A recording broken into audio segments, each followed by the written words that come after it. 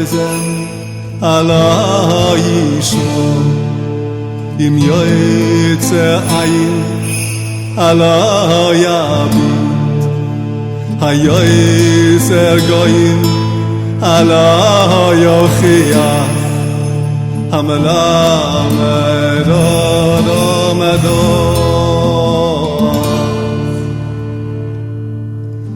Hashem yadaya Hashem yadaya Machshavai Sodom Machshavai Sodom Machshavai Sodom Machshavai Sodom Ki hem ovel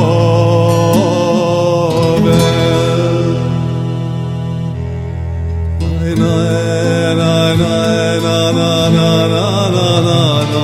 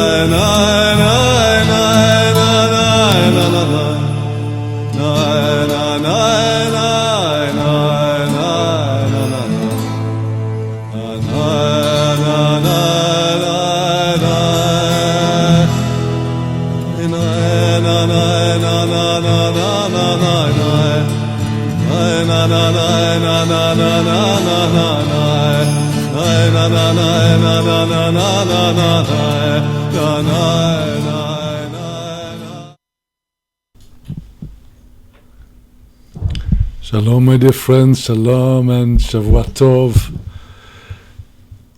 Those of you who are with me in the Azamra online Bet Midrash, welcome, Shavua Tov. And those of you who are listening and are not logged in, I'll be very grateful if you will consider getting into the online instant messaging chat in our online Bet Midrash. It's really wonderful for me to know to whom I'm speaking. And before I begin today's studies in our Hebrew Tanakh and in the Mishnah and in Chassidut and Kabbalah inspiration, I'd just like to mention that as advertised in the weekly Azamra diary and schedule, I have been able to, God willing, add to the weekly schedule, going back to my regular Sunday Shavuot Tov class, besides the 4 sessions we will be having, God willing, each week of the Azamra online Kollel at the times advertised at 4 p.m. on Sundays, Mondays, Wednesdays and Thursdays here at Jerusalem time, and the equivalent times in your time zone or somewhere near you are available on the azamra.org weekly schedule page, and there you'll be able to see the exact times in different locations. So there will be the 4 sessions, God willing, each week, Sundays, Mondays, Wednesdays and Thursdays, and in addition at 6 p.m. Israel time on Sundays, namely half an hour after the conclusion of our Kollel session, I will be having a more general session lasting 1 hour, which will be the continuation of my long-running Sunday Shavuot Tov hookup, and I'm going to be dividing my time there into 2 parts. The first half talking about the weekly portion and coming days of note in the TORAH calendar, and the other half an hour I'm going to be inviting you to submit any questions you would like to ask me, either by email through the azamra.org contact button, Or you can also, if you're logged into the online Bet Midrash, you'll be very welcome to submit questions to me during the session. So that will be on Sundays at 1800, 6 p.m. Israel time, with corresponding times across the world as notified on the azamra.org schedule page, and also in the weekly Azamra diary, which was available by email, and you're free to subscribe to that. So my reason for doing this is because our Kollel sessions here are Torah studies on the level of text and of analysis of the Hebrew scriptures, of the Mishnah, and going in depth into Kabbalistic and Hasidic concepts. And I do not want people to feel that if they are not up to some or all of these studies, they are left out. And for that reason, I will be giving the more general discussions and talks on Sunday at 6 p.m. Israel time, corresponding times across the world, and I'll be really very happy if you will join me for those sessions. And now, that said, without further ado, I would like to go back to our study of Daniel.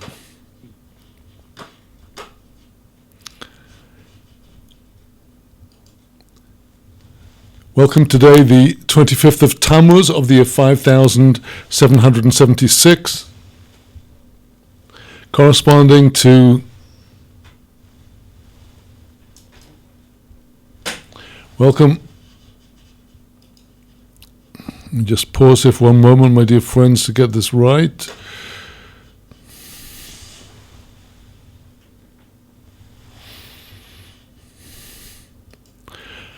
Welcome today.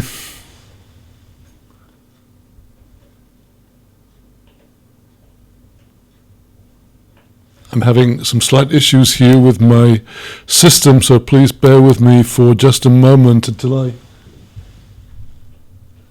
can get this right. Let me just check my sound levels. I'm trying to give you some prepare some quality recordings afterwards for archive, and I hope now that things will be better. Yes, I believe now I can resume my class. So to those of you watching live, I do apologize for that interruption. Today, 25th of Tammuz of the year 5776, 31st of August 2016. Returning now to our study of the book of Daniel.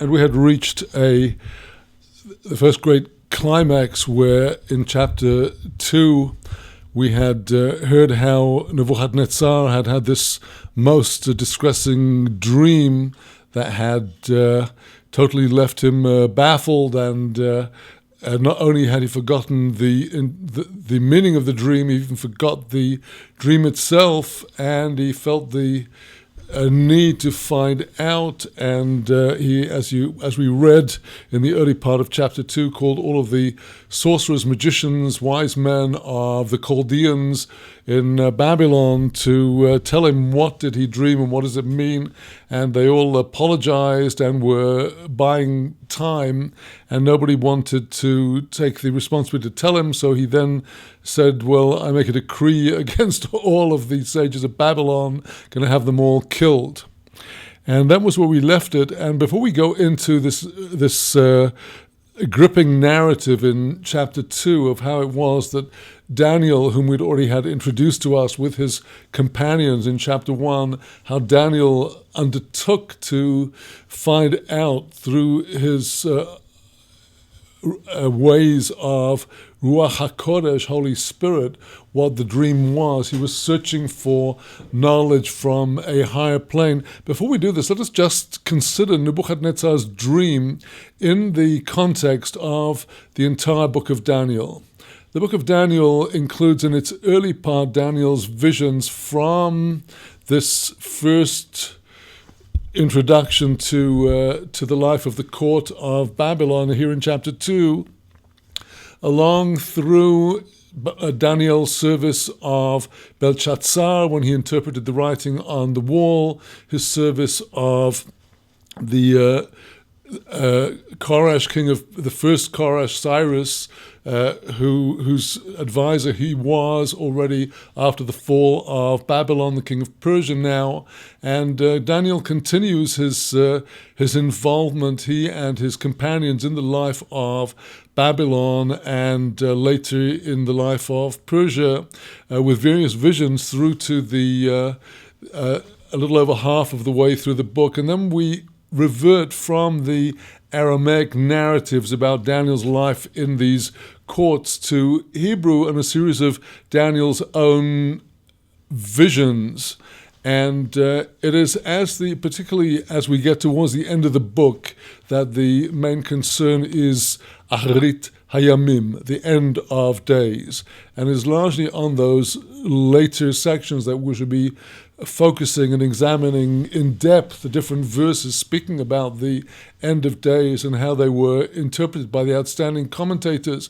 But let us understand, having had in chapter 1 the beautiful narrative of Daniel and his companions preserving their purity, here in chapter 2 we are at a point as significant in the Tanakh as in Genesis, in the portion of Miketz, when Joseph has been in prison, forgotten, abandoned by Pharaoh's butler, and it's suddenly that Pharaoh has his dream, and that's a dream that of the 7 fat cows, the 7 lean cows, the 7 fat ears of corn, the 7 lean ears of corn, the lean cows and ears of corn swallowing the fat, prosperous cows and ears of corn. Here we have a dream that was of significance not only for the Egypt of the time, it was what brought Joseph and subsequently his brothers right into the life of Egypt. It was the cause of the first exile, which was the paradigm of all of the exiles. And therefore, Pharaoh's dream there at the opening of Parashat Miketz in the later part of Genesis is absolutely a crossing point where we're looking at a huge historical span. And so too with the dream of Nebuchadnezzar. Later on in the book, Daniel's visions relate to particular parts of the Acharit Hayamim, the end of days, and in particular those parts that we are very interested in, namely the exile under Edom and Ishmael, under which we are now. But Nebuchadnezzar's dream covers the historical span from the time of Nebuchadnezzar down to our times until the very end of time. This is what makes the dream of Nebuchadnezzar, which we're now coming to in chapter 2, of such great significance as the context within which to see the whole book, because the visions of Daniel are not separate from one another. It's the Holy Spirit of the one God that is coming through each and every a vision in each and every verse in the whole book. So everything is a unity. And after the initial narrative we had in chapter 1 of Daniel's arrival in Babylon and coming to the court of Nebuchadnezzar, now we get into the real meat of the book with this great historical span. And let us therefore go to our text in Daniel. We had come to the point that Daniel had been informed of the decree against all of the sages in Daniel chapter 2, And Daniel had requested time from the time to come before the king to give the answer, the explanation. And here we are in our text now at the point where, having received his request, Daniel now goes back home and does what he does. Chapter 2, verse 17. Edayin Daniel levaisei Azal v'lachananyo mishoil v'azaryo chavrohi milso hoida. Then Daniel went to his house, and he gave information about the matter. He made known about the matter to his companions, Hananiah, Mishael, and Azariah. V'rachamin l'miv'eh min kodem elah shmayo al rozo denu dilo yehoivadun Doniel v'chavrohi im she'or chakimei vovel. Verse 18 of chapter 2, the message was to request compassion from before the God of heaven over this secret, the Hebrew word here, raz.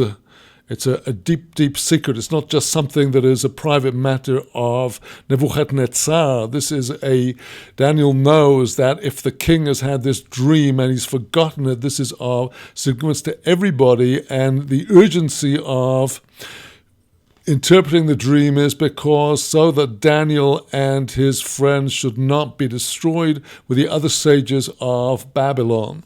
There was something self-serving here about Daniel's request for prayer. It was nothing less than to prevent the destruction of the sages of Israel. And then in verse 19 we have the key verse. We know very little about the methods of the prophets and the sages searching for Ruach HaKodesh, except what has come down to us in the traditions of the Holy Zohar, which preserves many previous prophetic traditions, and also in the later Mekubalim, who in later centuries, who also revealed the ways of prophecy. But here in our verse now, chapter 2, verse 19, we have Daniel having the secret revealed to him. Edayin ledoniel bechezvo dilelio rozo gali. Edayin Doniel borich le'elo shmayo. Then to Daniel, in a vision of the night, the secret was revealed, and then Daniel blessed the God of heaven. So we hear nothing about how he did it, what his methods were. This is what in contemporary parlance would be called she'elat chalom, a question of a dream, a question put into a dream. We know from the latest sages the very specific prayers and meditations that will be recited before such a request, but how exactly Daniel did it, we do not know. We only have the answer. And then in verse 20 of chapter 2, Daniel answers and he says, let the name of God be blessed from eternity to eternity, who has, for it is his that are wisdom and might. The very beautiful Aramaic, the stately Aramaic of Daniel's words here in chapter 2, verse 21, the praise of God Almighty. V'hu mahashano, v'hu mahashne idonayo, Ozmanayo,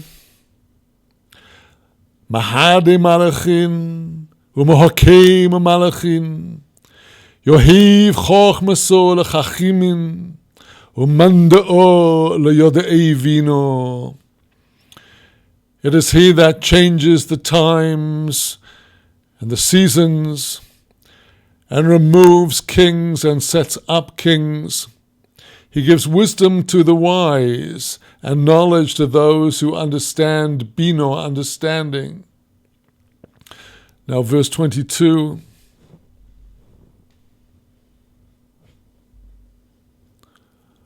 Hu golei amikoso umesatroso yodama b'chashoicho onahero imeishro. He reveals the deepest, most hidden of secrets. He knows what is in darkness, and light dwells with him. And Daniel's praise and thanks to God in verse 21. Loch Eloh avahosi mehoidei umeshabach anu di chochmaso gevurso yehavt li ochan hodatani di va'eno menoch di milas malko hodateno.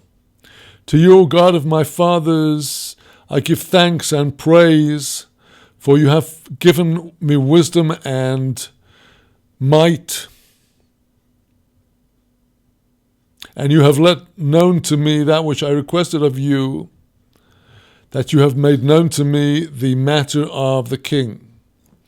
So the narrative continues, and we can follow this in the outside without looking at every single word in the Hebrew text. Follow the narrative, how Daniel then, verse 24, goes up to Arioch, the king's minister, that he'd set over the destruction of the sages of Babylon.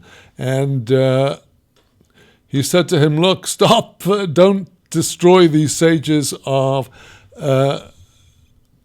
all these sages. Bring me into the king, and I'll tell the king the interpretation of the dream. So then, verse 25, all in a rush, very reminiscent of the way that Joseph was taken hurriedly into Pharaoh to reveal the meaning of Pharaoh's dream. So equally hurriedly, Arioch takes Daniel in before the king and says, here is a man from the children of the exile of Judah who will inform the king the interpretation. And the king says to Daniel, whose name had been given him Belshazzar, can you really tell me this dream? Says Daniel before the king, in the very beautiful words now of verse 27 of this chapter.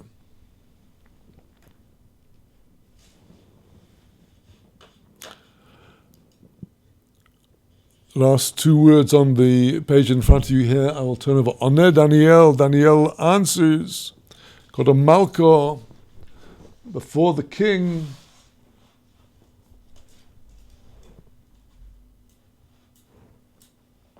Ve'omar rosa di malko sho'el, lo hakimin ashofen chartumin gozrin yochlen nachavoyo la malko. Daniel cast aside all of the magicians and sorcerers of the Chaldeans. None of them is able to inform the king. Baram Yisayel b'shemayo golei rozin v'hoda l'malkon Nebuchadnezzar mo di lehevei ba'aris yomayo. But there is a God in heaven that reveals secrets and is informing the king Nebuchadnezzar what will be at the end of days. So here very clearly Daniel establishes firstly the great Kiddush Hashem, the sanctification of the name of God, just like Joseph when he went into Pharaoh said the interpretations are from God. So Daniel also sanctifies the name of heaven and tells him immediately that the king's dream is about the end of days. It's about all of the exiles of Israel from beginning to end, from the time of Babylon onwards. And he says at the end of verse 28, Chelmoch v'chezei reishoch al mishkavoch deno hu. Your dream and the visions of your head upon your bed are as follows. Verse 29 of chapter 2. Here this begins a new parasha. I have in front of you now the Koren printing of the Tanakh, the very beautiful Koren printing, and you can see the space between this whole introduction to now Daniel going into tell Nebuchadnezzar his dream. So it's a new parasha, a new section, starting with, in the Hebrew text we see it's written Aleph Nun Taf Hey, which is a combination of both the Hebrew atah, but also the Aramaic anat. Anat is thou in Aramaic, and atah is thou in Hebrew. So here this, as Daniel addresses the king, he uses a hybrid word. Our tradition is that it's to be pronounced here as anat. You, O king, your thoughts went up upon your bed, what is going to be after this. And he who reveals secrets has informed you what it's going to be. And verse 30, I, not through any wisdom that is in me more than any other creatures, am informing you.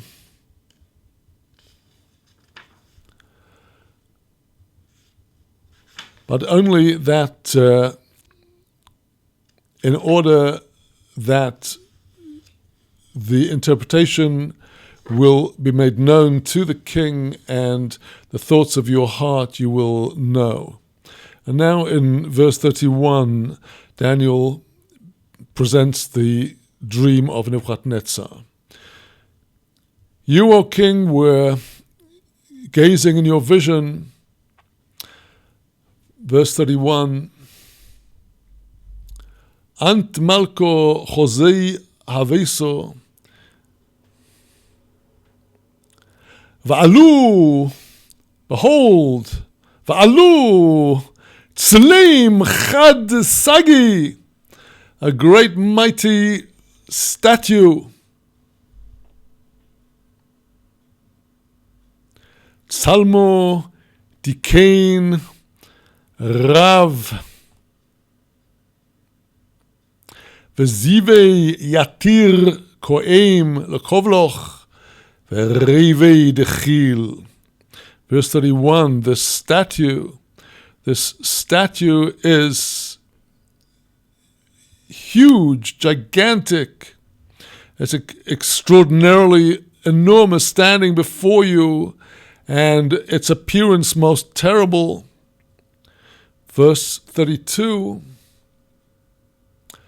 Hutzalamo reishei didahav tov chaduhi udroihi dichsaf meoihi v'yarchosei dinachosh.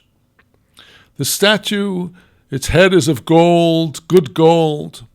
The chest and the arms are of silver, and the belly and the thighs are of bronze. Shokoihi di farzel, ragloihi minahin di farzel uminahin di hasaf. The shins are of metal, but the feet, some of them are of metal and some are of earthenware.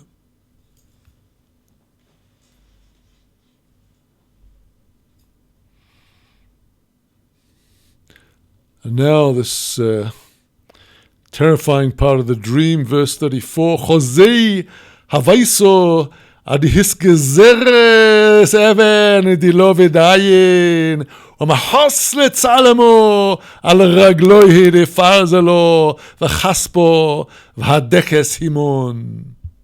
You were watching until there was hewn out a stone, not by hands, and smashed the statue on its feet of metal and earthenware, and ground them down. Verse 35. Beidayin dokku hahado parzelo chaspon chosho kaspo v'tahavo v'havo ke'or min idrikayit v'neso himon rucho v'chol asa lo hishzechach lahon v'avno dimachos letzalmo havos letur rav u'malos kol ar. Verse 35.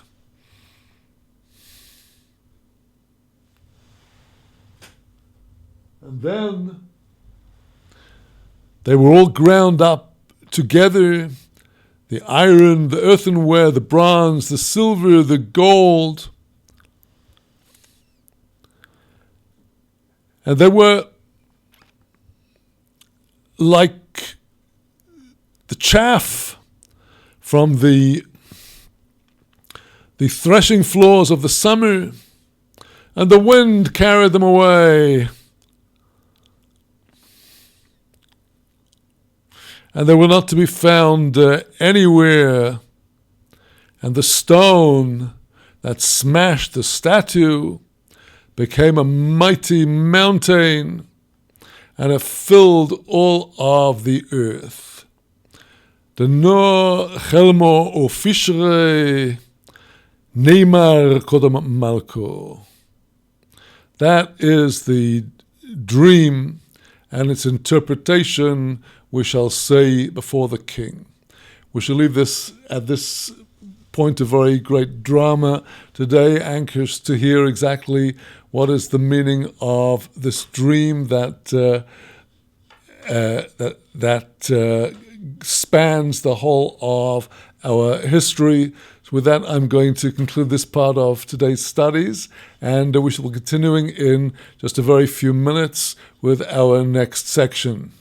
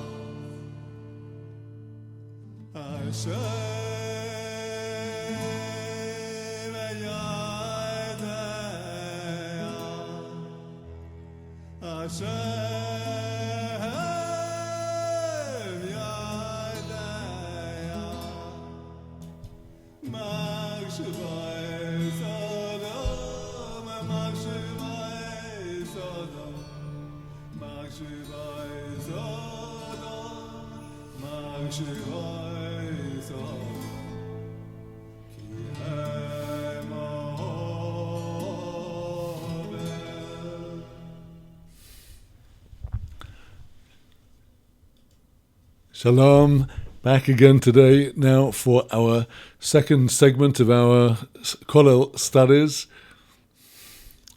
Today, the 25th of Tammuz of the year 5776, the 31st of August 2016, we are continuing with our study of the first chapter of Mishnah Sanhedrin, and we come now to the fourth Mishnah. Until now, we have been mainly dealing with the constitution of a rabbinic court, where there is a monetary case or a case of a fine or even of the physical sanction of lashes, but not something that is going to be an actual capital case involving the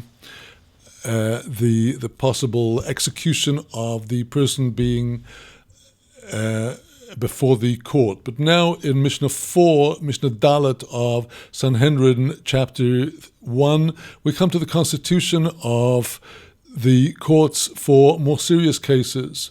Mishnah Dalet, Dine Nefashois Be'esrim Ushleisha, where it is a question of cases involving lives, nefashot, the life of people. Be'esrim Ushleisha, there has to be a court of 23 judges. Horoiveya v'hanirbo. Here, this is a case of somebody who violates the biblical prohibition against bestiality, relations with an animal, either as the active partner, horoiveya, or the passive partner, v'hanirbo, where people had been witnessed doing this. They would be taken before the court. It would have to be 23 people, because if the person was guilty with due warning, they would be subject to execution.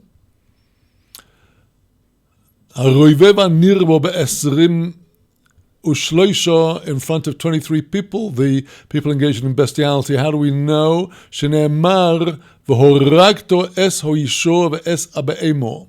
It is written in Deuteronomy chapter 20 in Parashat Kedoshim to you, you shall kill the woman and the animal. V'oimer, it also says, v'es habehemo taharoigu, the animal also shall you kill. So here a very interesting feature of the Bet Din. It will be called, as we now will see, not only to adjudicate in the case of Yisrael, who had committed such an offense, but also the animal in question.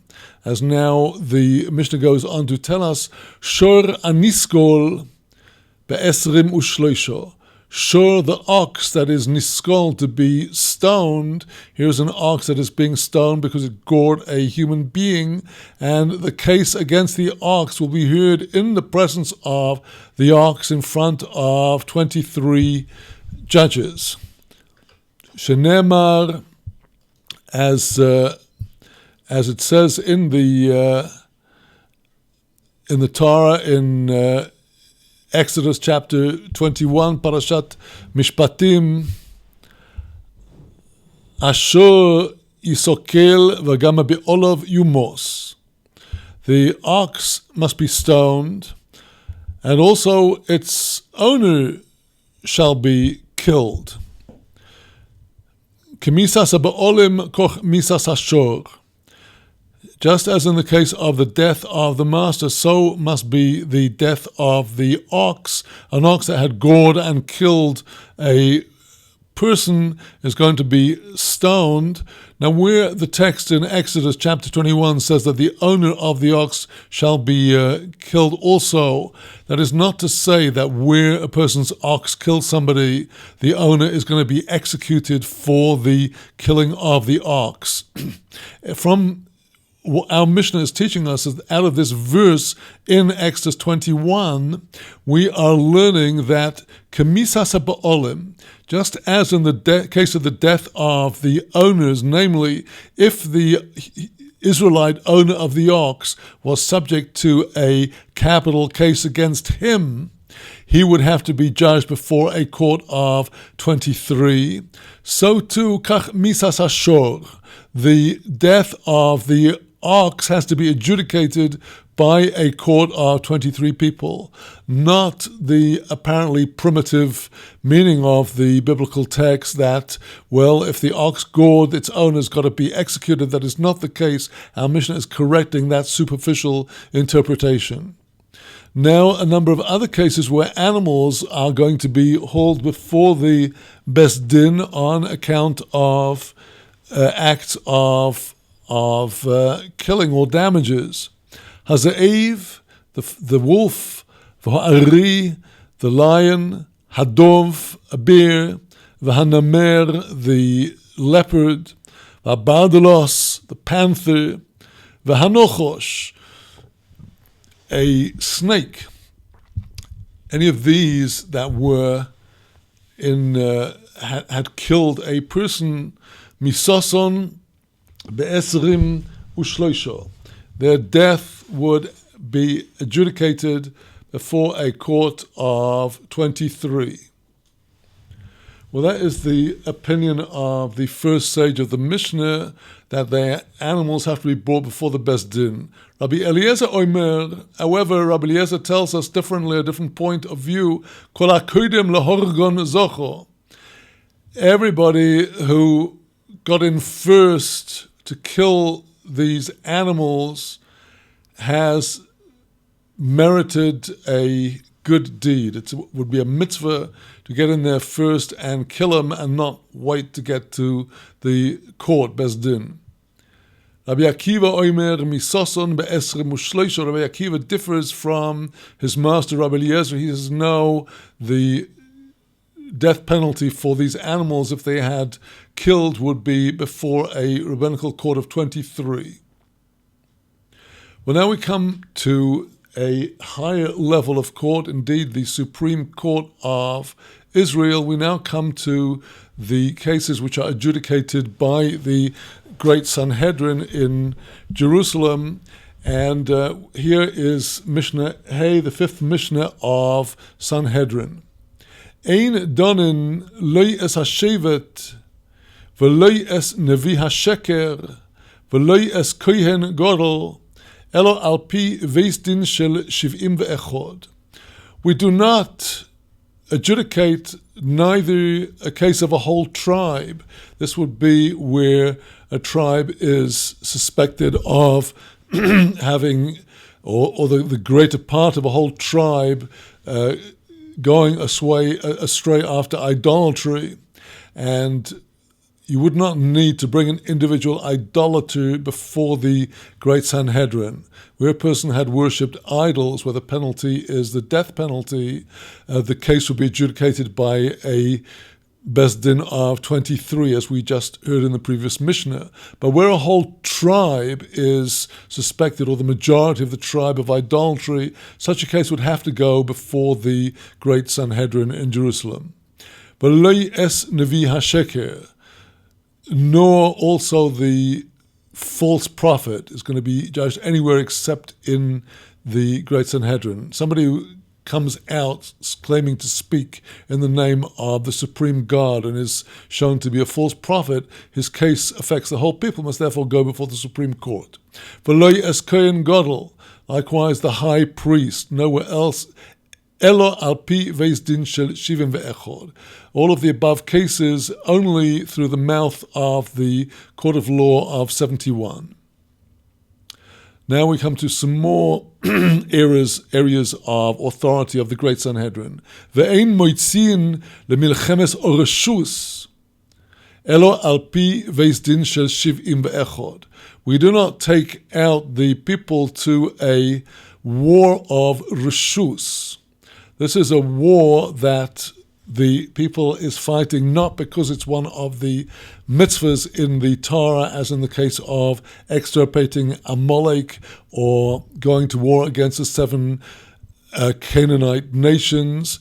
That would be milchemet mitzvah. That is a war, that is a mitzvah. But here, and that there will be no need to consult the Sanhedrin, because it will be clear to everybody that it is a mitzvah to pursue such a war. But here we're talking about milchemes oreshus, where a war is deemed strategically necessary by the king for the welfare of the people of Israel, to eliminate dangers and threats to the people. We only take the people out to such a war al pi Beis Din shel Shivim ve'echod, according to the mouth of the court of 71. We do not add to the city of Jerusalem or to the courts of the temple. We do not increase their size, except by the mouth, by the word and the authority of the Great Sanhedrin of 71 members. We find, for example, in the book of Ezra, a description of how the temple precincts were expanded in that time, with a procession which was led by the priests and the members of the Sanhedrin, asserting that the Sanhedrin had decreed on the expansion of the city. Now we come to deal with the organization of the people. Not only does the Sanhedrin deal with these supreme matters affecting the whole people, but also the Sanhedrin deals with is the supreme court for all other courts. Ein oisin Sanhedroyos lashevotim. We do not appoint Sanhedrins, which could be of 23 or even 71, for the tribes, elo al pi Beis Din shel Shivim ve'echod, except by the mouth of the court of 71. In other words, each of the 12 tribes of Israel could have their own courts adjudicating by Torah law, but they would have to receive their authority from the sages of the entire nation on the Temple Mount, the Great Sanhedrin. Ein oisin ir anidachas elo al pi Beis Din shel Shivim ve'echod. We do not perform the mitzvah of the city that has been turned astray.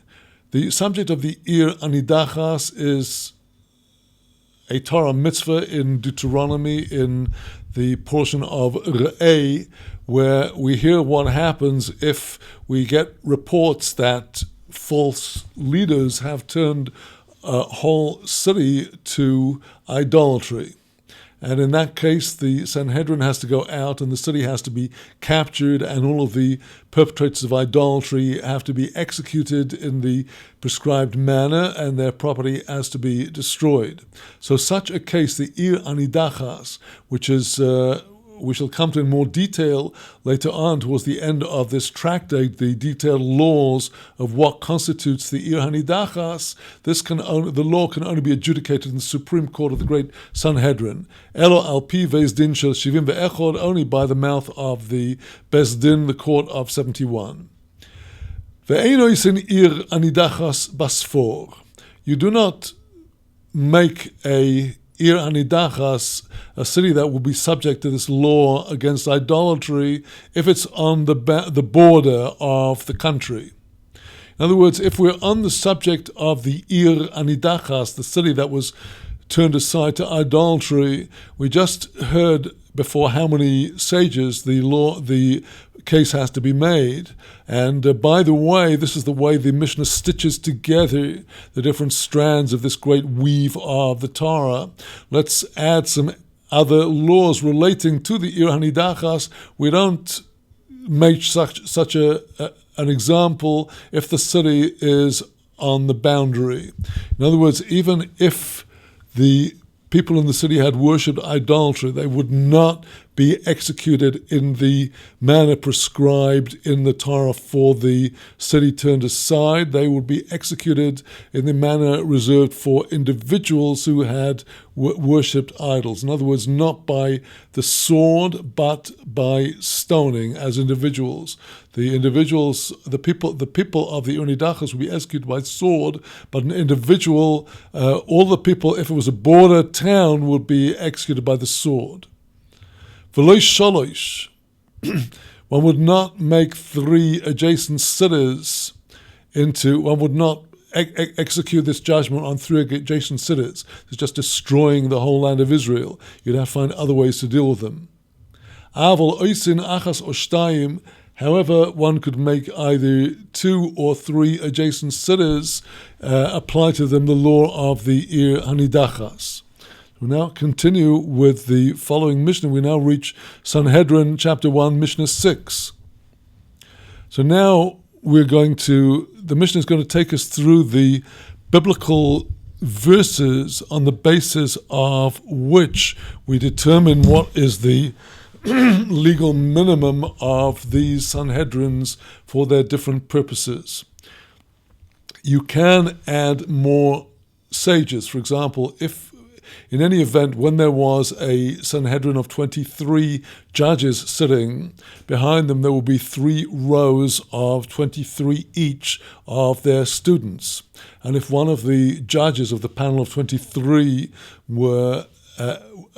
could not continue to serve, if he died in the middle or was sick or some other reason, then one of the people on the benches behind him would come up to the inner circle, and the students behind would correspondingly move forward step by step. So in other words, there will be many more people often present at cases than necessarily the strict 71 or 23. So now let us turn to Mishnah Vav, the 6th Mishnah of Sanhedrin chapter 6. Sanhedrin Gedoylo Oyso Shel Shivim Ve'echod, the great Sanhedrin was of 71 members. Uktano Shel Esrim Ushleisha, the small Sanhedrin, of which there could be very many across the country, dealing with capital cases. This would have to consist of 23. And now the Mishnah asks, Uminayin Lagedoylo shehi shel shiv'im ve'echod. From where in scriptures do we learn that the Gedol, or the great Sanhedrin, is going to be of 71 members? Shnei Amar, as it says in the book of Numbers, chapter 11.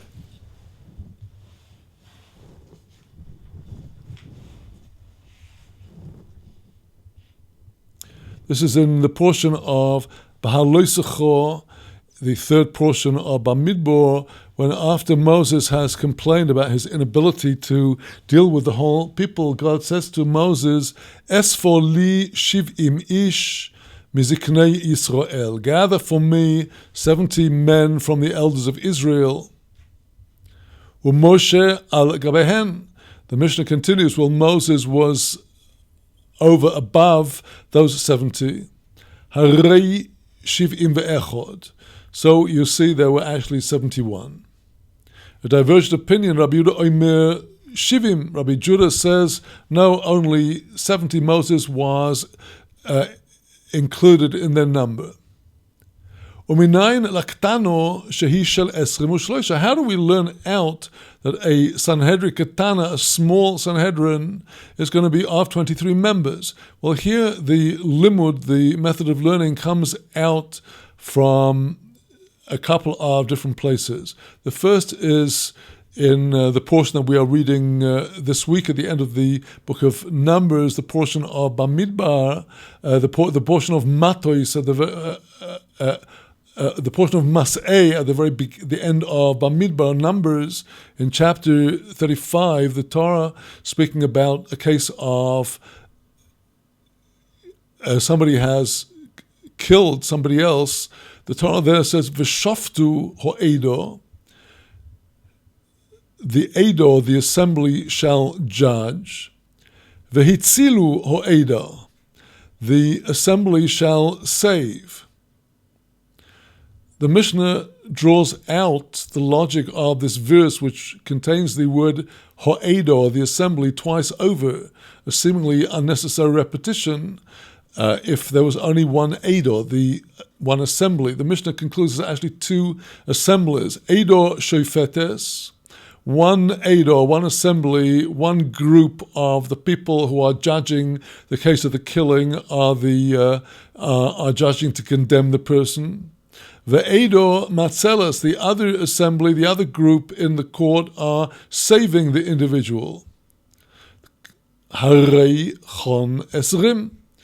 You see, therefore, here there are so far 20 people. From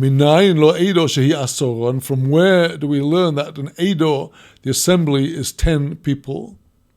Shenemar, as it says in an earlier portion of Book of Numbers, in Book of Numbers chapter 14, when speaking about the narrative of the 12 spies having returned from their mission in the land of Israel, and 10 of them brought out an evil report, and God says, Ad Mosai lo Edo horo'o hazois. How long will this wicked assembly be doing what they're doing?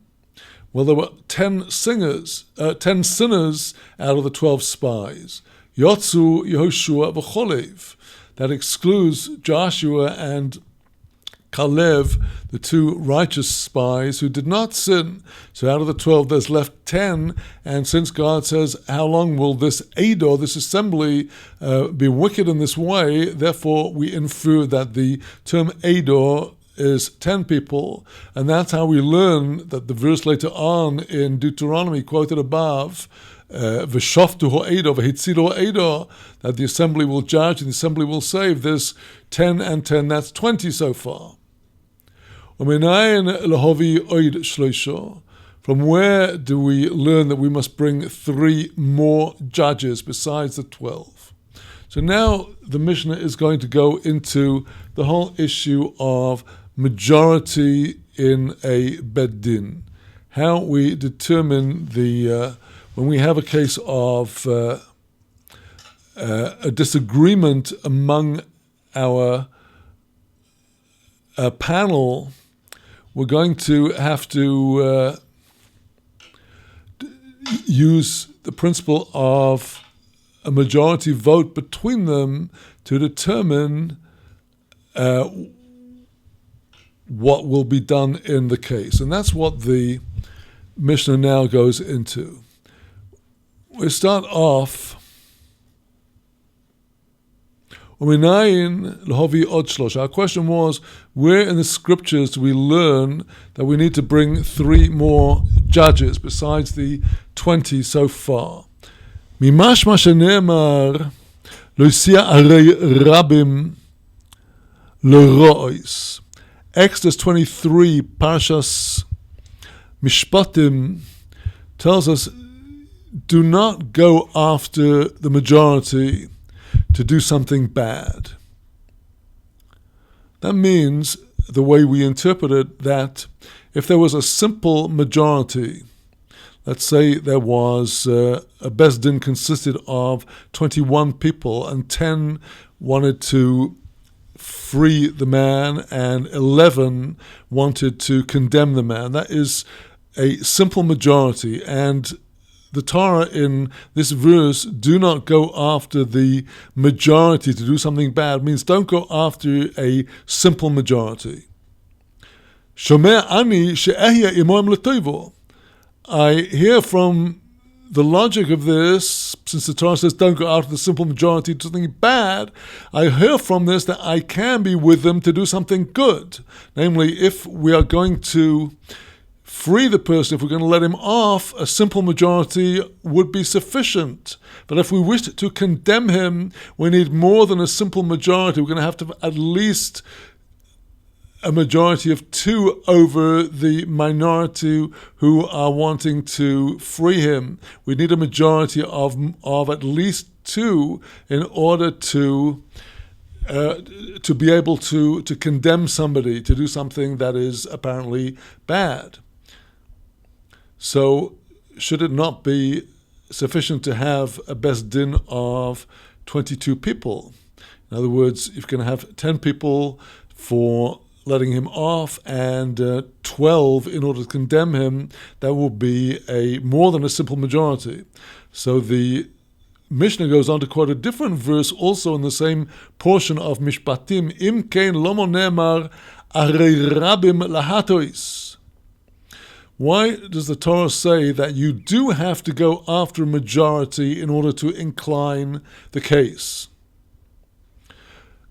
And the Mishnah infers, putting all of these different verses together, a very important principle in Torah law: Lo gehatoyoscho letoivo, hatoyoscho lero'o.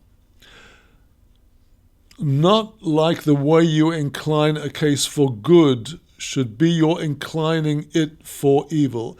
If you are going to have to swing the scales, if you're going to swing the scales for good to let the person off, a Beis Din or a simple majority of 1 more than the other side would be sufficient. But if you wish to condemn a person, if you need to condemn a person, you have to have a clear majority, more than just 1.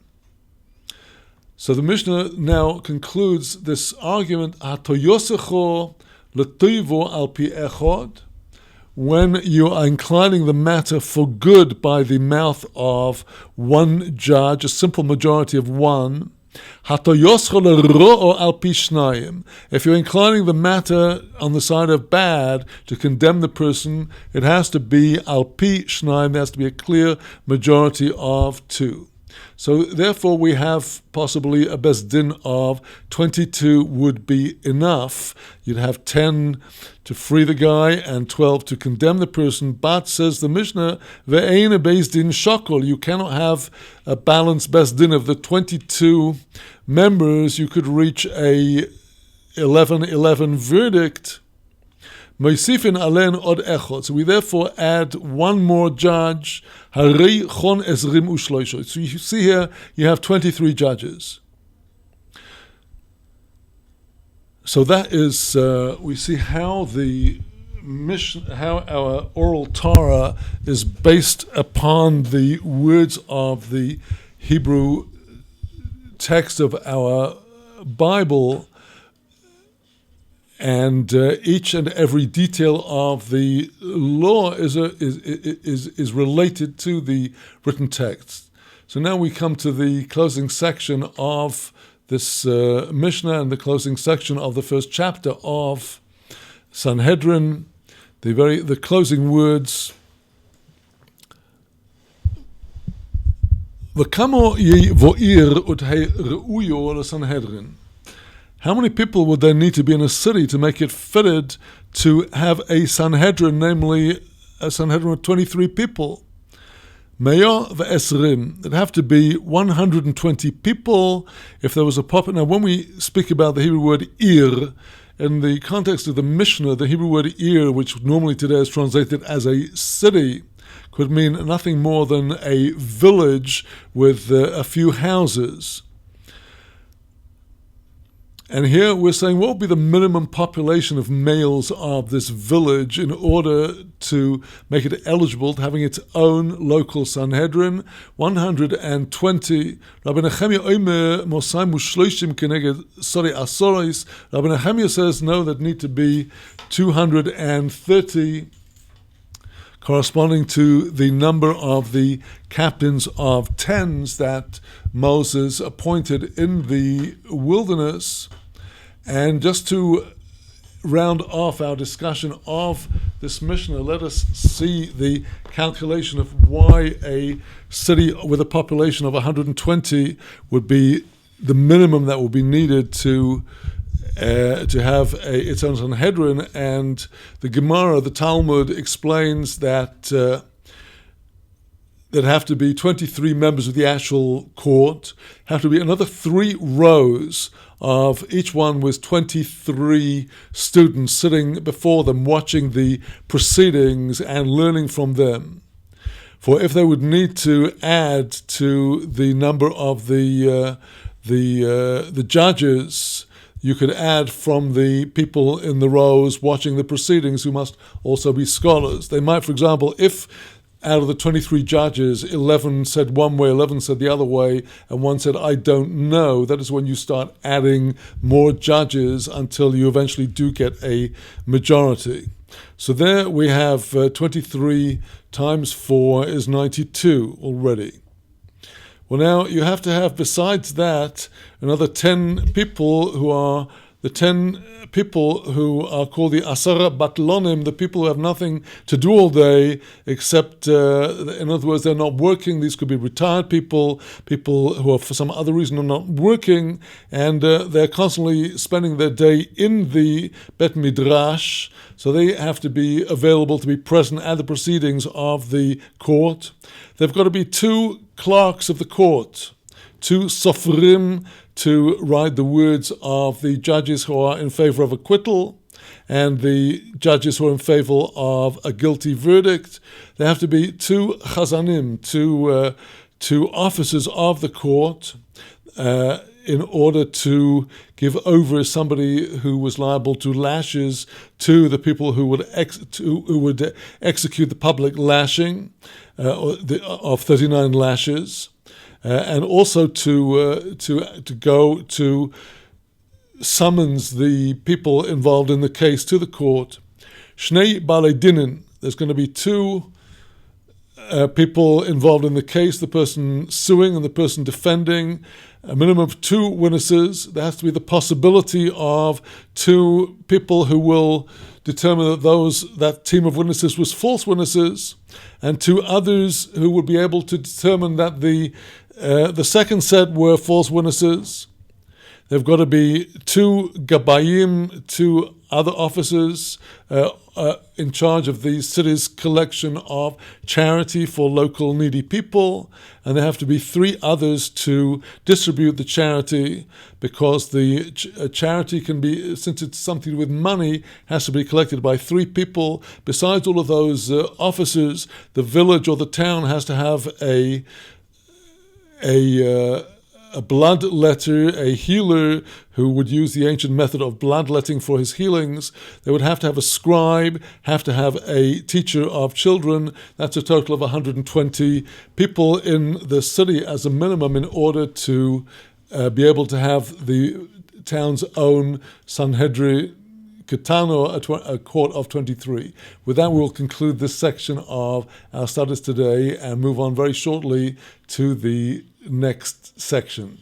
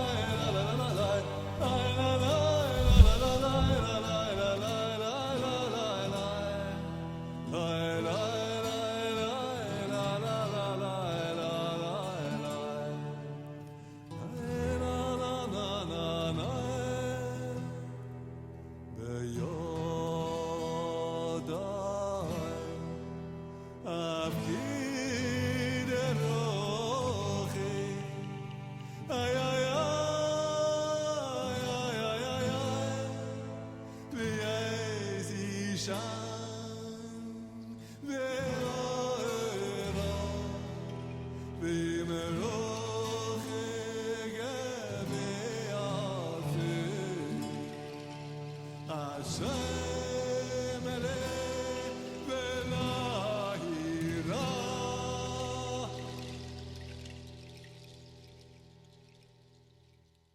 Na na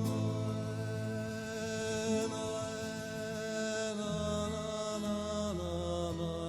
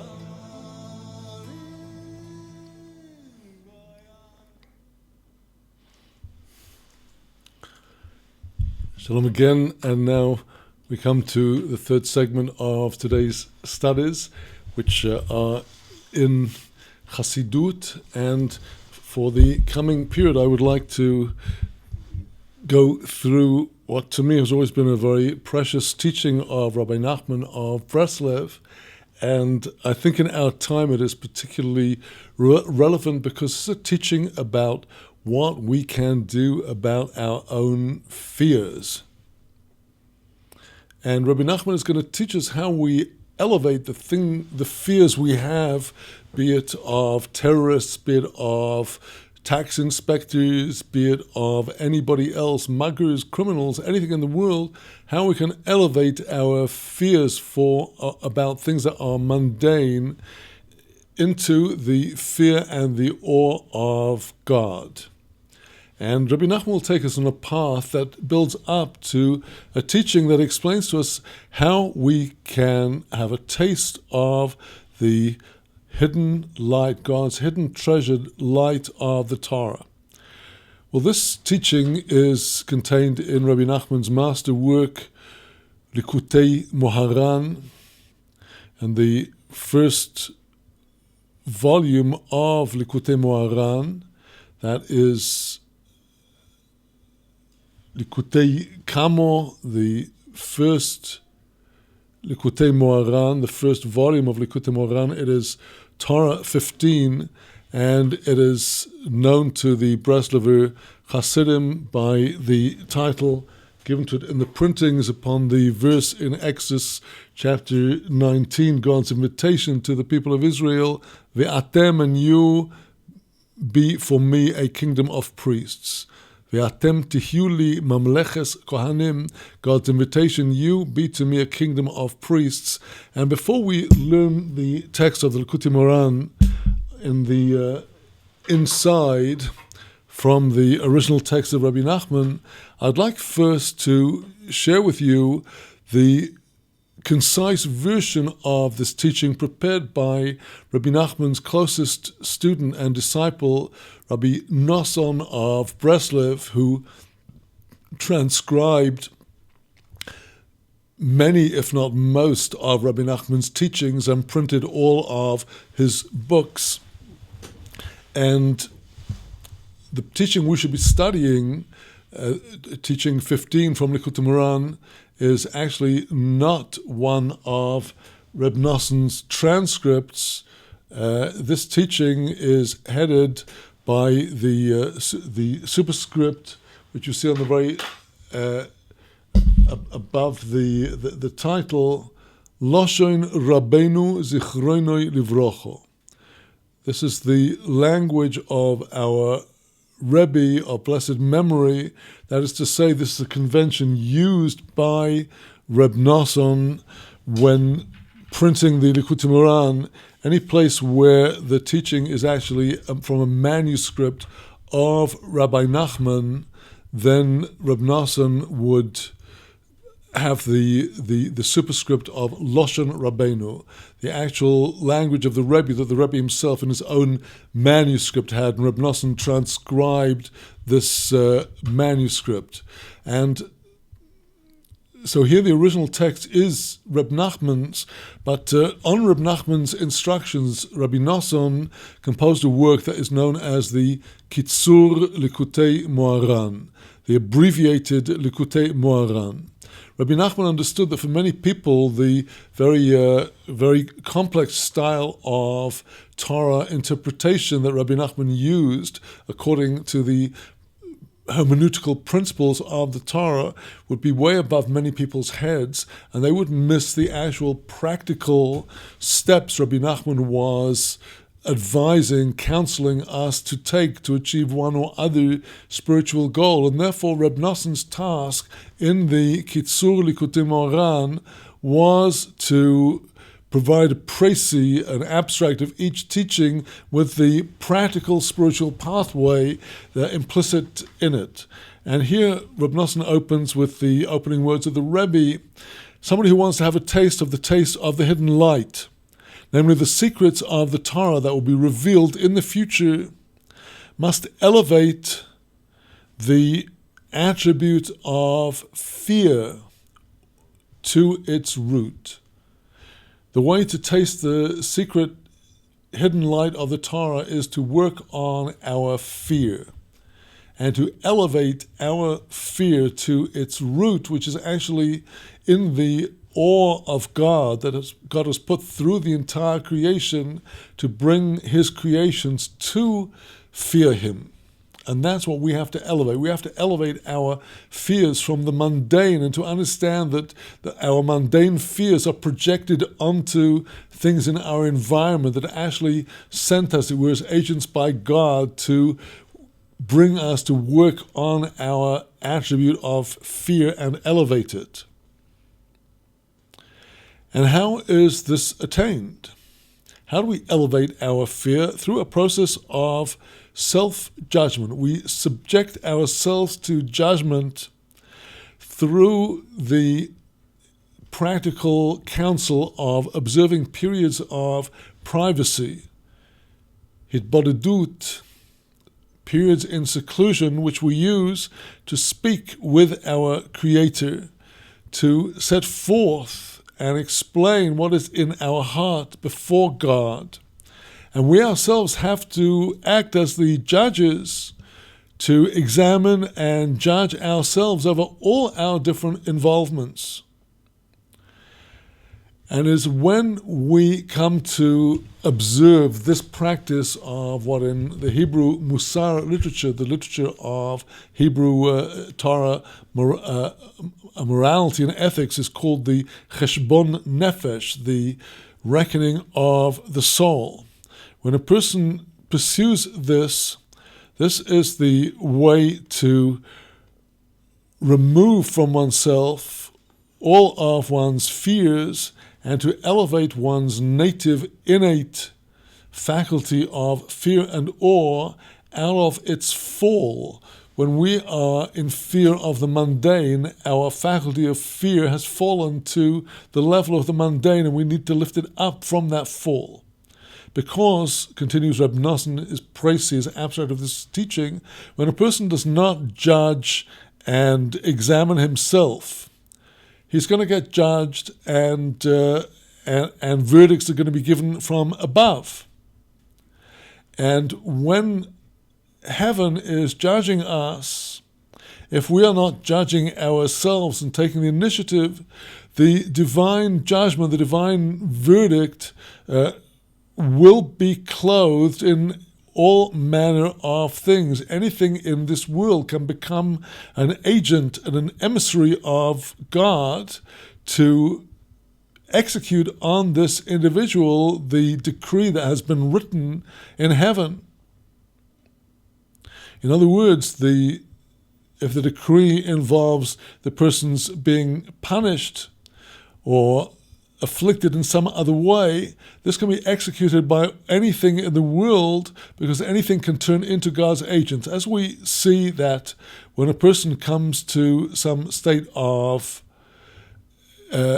falling into some harsh judgment or some suffering, in the majority of cases it comes about through some seemingly very minor cause. There's some tiny thing that can cause the accident, cause the person to trip, or whatever, some mistake the person left behind them, which is later exposed, and they would never have occurred to them that a small thing like this could lead on to illness and to other forms of suffering and difficulty, God forbid. But all this is because the judgment that is being brought against the person from above has been clothed in this mundane thing in order to execute the judgment that the person deserves. Now, all this applies when a person does not judge and examine himself by himself on his own initiative. However, when a person judges himself on his own initiative, this cancels the heavenly judgment against him. And there is no need to have this person get afraid and in panic over anything, because now that he's taken the initiative, the heavenly judgment need not be clothed in any of these mundane things. And there's no need for the awe that the person has to reach to be contained in these earthly things. And that is because the person has already removed from himself the heavenly judgments through judging himself on his own initiative. He himself has been aroused, and through his own proactive arousal, he elevates the innate faculty of fear and awe to its spiritual root. And the person will be afraid only of God Almighty and not have any other fear. And it is through this, as Rabbi Nachman will go on to explain in the continuation, as we shall be hearing from Reb Nosson in his abstract, his précis of this teaching in the coming days, it is through this that a person can go step by step to attain the hidden light of God. With that, today's Kollel session comes to an end. I will be continuing today's teaching in half an hour from now when I come back to our weekly Shavua Tov hookups. So if you'd like to join me again in half an hour's time for the weekly Shavua Tov hookup, then it'd be a great pleasure to have you with me again. And meantime, Shavua Tov for people following the Kollel until tomorrow, Monday, the 26th of Tammuz, the 1st of August, 2016, to continue our program in Tanakh, Hebrew Bible, in Mishnah, and in Torah spirituality from Rabbi Nachman's teachings and the Holy Zohar.